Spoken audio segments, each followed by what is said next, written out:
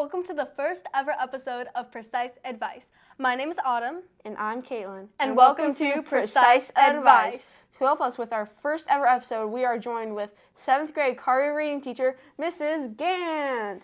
Okay, so hi, Mrs. Gant. So we are going to ask you a couple questions. Okay. So the first question I would like to ask you is, what do you think is the best way to study? That is a good question. For me, I think it's a place where you can go to be quiet, like a quiet place. I think, for me, it's like a bedroom, somewhere where you can go that you can be quiet. Some people like to listen to music, so maybe like a little bit of music, something like that. But not stuff that would be too distracting. Right, Yeah. right.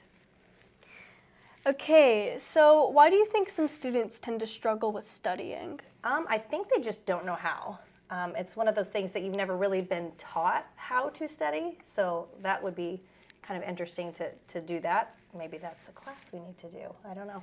Yeah. I think that they just, they know they have to study, but they don't really know, where am I supposed to go? How do I study? Do I use flashcards? Do I write down information? So, Shout out to all our ECC teachers who are finally teaching us how to study. there you go. Thank you. Yes, indeed. Okay, what is some advice that you can give to some students who have a difficult time studying? Well, sounds like ECC is doing a great job teaching you guys how to do that. One of the things that always helped me was kind of a buddy, like having a buddy and studying together, taking notes, like I said, like flashcards, things like that. Using study guides. I think study guides are always helpful if you get those in class. Sometimes I like to make a study guide of a study guide so that I can write them in my own words so I can understand what how I learn things and how I write things so that I truly understand what it is I'm studying.